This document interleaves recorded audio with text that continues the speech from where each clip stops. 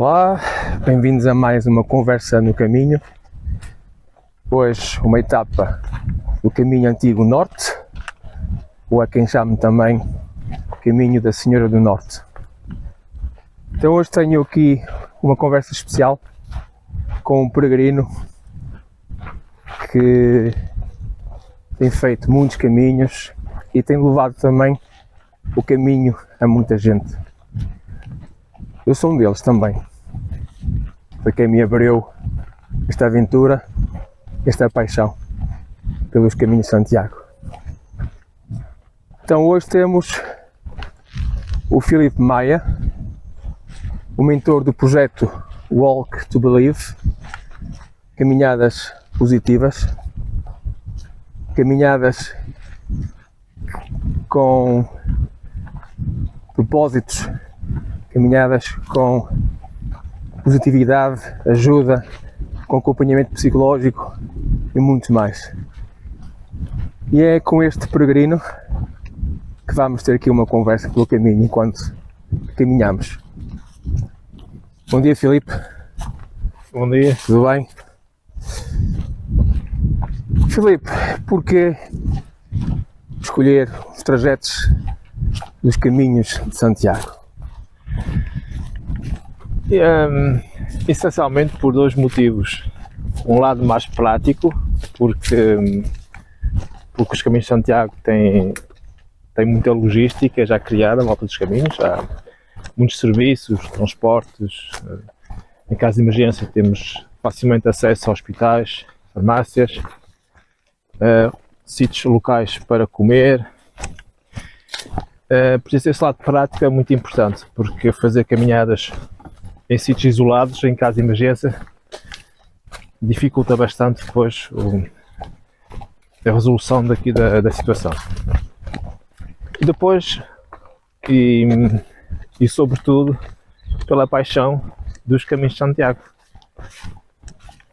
E quando descobri os caminhos em 2010, foi a primeira vez que fiz o meu caminho sozinho, apaixonei-me e a partir daí vi que realmente podia ser uma forma de associar duas coisas que eu adoro fazer na vida, que é a psicologia e caminhar na natureza. Pronto, por isso, porque os caminhos, essencialmente pela paixão do caminho e pelo lado mais prático. E nesse caminho que tens feito, primeiro comecemos como descobriste as tuas caminhadas de uma forma particular, sozinho. Como é que foi essa aventura? Olha, foi mesmo uma aventura, porque eu quando acabei a licenciatura em 2004, sempre tive como objetivo, em ação de graças e a Santiago, agradecer a Deus por ter concluído o meu curso. E eu dizia sempre que um dia ia de ir, mas fui adiando.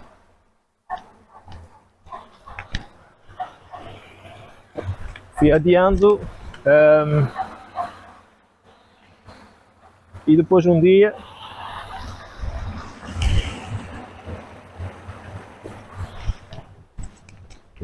dia pensei, por que não ir em 2010? Parece-me ser uma boa data e decidi ir em 2010.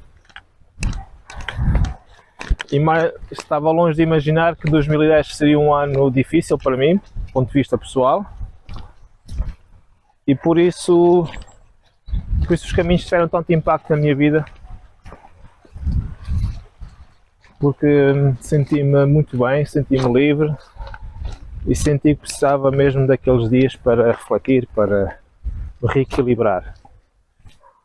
E foi que tomei consciência pela primeira vez que isso podia funcionar com outras pessoas também, tal como funcionou comigo. E como surge então a concretização do projeto Walk to Believe? Bem, isso foi um processo, foi uma caminhada. Aliás, na nossa vida tudo é uma caminhada, a nossa vida é uma caminhada.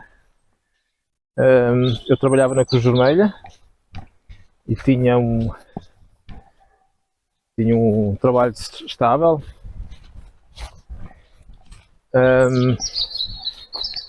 E como o impacto desse primeiro caminho foi tão grande, comecei a fazer aos poucos caminhadas com amigos, com familiares, para testar essa abordagem que associava a psicologia com caminhar. E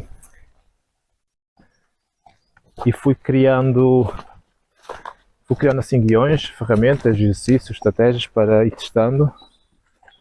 E em 2020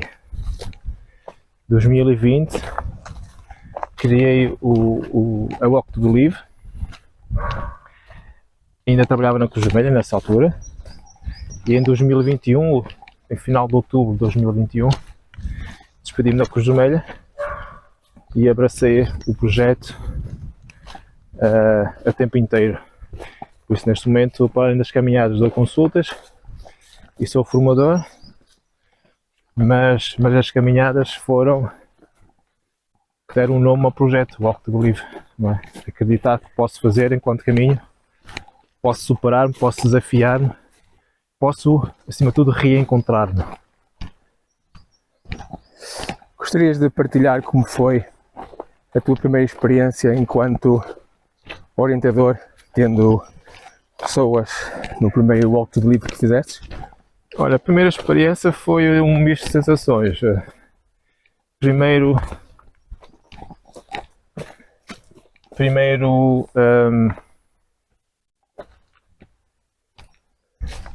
tive a ajuda de uns professores meus, porque naquela altura estava a fazer uma pós-graduação em Psicologia Positiva, e foi aquele desafio, aquela sensação, ok, vou implementar pela primeira vez estas estratégias. Senti-me relativamente confortável porque tinha tido o apoio de 2 professores e caminhei durante 8 dias com uma pessoa apenas que estava a passar por um momento difícil também da sua vida. E eu lembro-me que no primeiro dia pensei, meu Deus, onde é que me fui meter? Porque essa pessoa estava num registro emocional muito debilitado, ia passar por uma situação difícil de morte do marido e chorou. O primeiro dia chorou imenso. No segundo dia chorou um pouco menos, no terceiro dia já não chorou, pronto, e conseguiu no final dos 8 dias reequilibrar-se. E apesar de ter sido muito cansativo, eu lembro de chegar a casa e dizer não me meto noutra. Mas a verdade é que o impacto nessa pessoa foi tão grande também que nós desenhámos um plano de ação para ela cumprir ao longo de 12 meses, e ela cumpriu o plano integral em 5 meses por aí. Ou seja, na própria caminhada tu orientas uma determinada forma de as pessoas poderem acompanhar algum tipo de trabalho que tu queres implementar a nível de acompanhamento, vamos dizer assim, e depois há um pós-caminhada, há um acompanhamento após aquela caminhada que depois também tu fazes? Sim, em algumas situações, não em todas, porque nas caminhadas que eu organizo eu proponho sempre um tema, por isso é que é caminhadas com propósito, há um tema, e eu crio alguns exercícios, meditações, reflexões que estão associados a esse tema, mas as pessoas são livres de aderir ou não. Pronto. E depois, se ao longo da caminhada perceber que alguém precisa de um seguimento, ou se alguém antes de começar a caminhada me pedir, Filipe, olha, preciso trabalhar esta questão durante esses dias, e eu ouvi sempre as pessoas, quem tiver alguma situação para trabalhar que me diga, para eu depois criar também algumas ferramentas para essas pessoas. Então depois tenho tendência a manter o contacto durante algum tempo para saber como é que ela está, como é que está a conseguir implementar esta estratégia no seu dia a dia, E a verdade é que tem acontecido uma coisa interessante, que são as pessoas, muitas delas não se desligaram do projeto, não se desligaram de mim, e acabei por criar isto o ano passado, em 2024, uma comunidade do Walk to Believe, precisamente para continuar a acompanhar as pessoas que me seguiram nesses caminhos e que manifestaram, algumas delas, interesse em participar nas caminhadas, mas por algum motivo não conseguiram fazê-lo ainda. Mas sim, não em todos os casos, mas em muitas situações tenho conseguido seguir, pelo menos aqueles casos que me parecem mais pertinentes, seguir as pessoas. Filipe, diz-me também quantas atividades ou caminhadas positivas é que tu orientas geralmente por ano? Há alguma época específica? Em que momentos é que, ou quais são os que tu realmente costumas fazer ou que neste momento possas ter planeadas já? Olha, em 2022 fiz 2, em 2023 fiz 3, no ano passado fiz 4, este ano farei 5 e não pretendo aumentar muito mais do que 5 caminhadas, a não ser que surjam situações ou Sabes quais são as datas que estão previstas para os próximos? Sim, este ano vou fazer no último dia de abril, primeira semana de maio, até dia 4, a caminhada espiritual, que é um retiro espiritual de cariz religioso, onde o irmão jesuíta vai implementar os exercícios espirituais inacianos. Portanto, é um retiro, só que a vez de ser numa casa, vai ser a caminhar a fazer o caminho de Santiago a partir de Ourense. Portanto, aproveitar as últimas etapas da vida prata. Depois, em junho, no início de junho, tenho a caminhada positiva. Durante 8 dias vamos caminhá-lo junto à costa, fazer o caminho da costa e trabalhar as emoções e os pensamentos positivos. Este ano com uma dinâmica diferente, vai ser super interessante. Depois, passado 15 dias, no final de junho, na altura de São João, vou fazer uma caminhada de 4 dias para trabalhar a questão do propósito, associado a um conceito, uma filosofia de vida japonesa que se chama Ikigai. E vamos durante 4 dias refletir sobre qual é o sentido, qual é o propósito da minha vida. Isso na variante espiritual, a partir de Pontevedra, que é Santiago. E depois, na última semana de setembro e primeiros dias de outubro, vou fazer a última caminhada, que é a caminhada consciente, onde vamos trabalhar juntamente com um amigo meu, o Qigong, que fica a cargo dele, desse meu amigo, do Lourenço, da Regenerar, e a parte das meditações fica a meu cargo. A ideia é conseguirmos um equilíbrio entre corpo e mente ao longo de alguns exercícios, de algumas reflexões e meditações ao longo desse caminho. E depois vou fazer um 5º caminho, que já está planeado, com um grupo de pessoas que me pediu para fazer uns dias, caminhar junto à costa, durante 3 dias, em junho também. Vai ser um fim de semana, sexta, sábado e domingo. E iremos também trabalhar algumas questões que eles depois irão propor. Portanto, eu também, para além das caminhadas que eu organizo, também planeio e organizo caminhadas que me sejam propostas, como este caso. Qualquer pessoa individualmente, ou então pode criar um grupo de 2, 3, 4, 5 pessoas, e dizer: Filipe, olha, nós queremos caminhar X dias e queremos trabalhar esta ou aquela questão. E eu depois trato da parte toda de logística e de desenhar então esse tal acompanhamento, digamos assim, que as pessoas me pedem. Muito bem.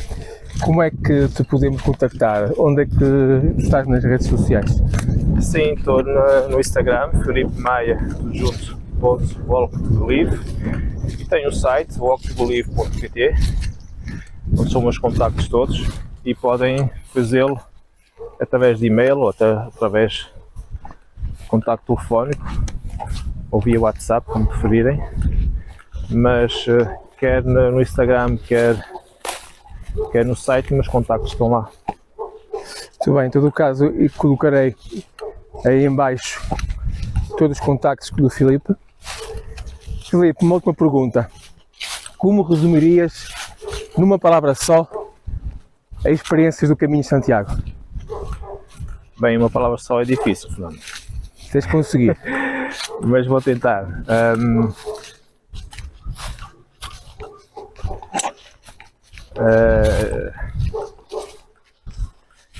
Vou utilizar duas palavras também, que no fundo é o nome do meu projeto, voltar a acreditar. Então, o óptico do livro tem o acreditar, mas eu acrescentaria o voltar a acreditar, porque às vezes duvidamos de nós próprios ao longo da nossa caminhada de vida. Há quem nunca tenha dúvidas de si próprio, o que é excelente, mas há muita gente também que duvida das suas capacidades, das suas potencialidades, e por algum motivo acabam por ver essas suas qualidades e capacidades postas em causa por um ou outro motivo. Por isso, voltar a acreditar. Muito bem, Filipe. Foi um gosto. Da nossa parte, a palavra do dia hoje é desafio. Como vocês viram nesta pequena caminhada deste percurso, muitas vezes há dificuldades e vai-se à volta, ou em conjunto conseguimos ultrapassar com perseverança, mas acreditar sempre. Eu vou voltar a acreditar, como o Filipe nos partilhou. Se gostaram deste vídeo e querem mais conversas no caminho, já sabem, é só clicar no botãozinho da subscrição e liguem a sinetazinha para serem notificados quando houver mais um vídeo. Todos vós, um bom caminho. Até breve.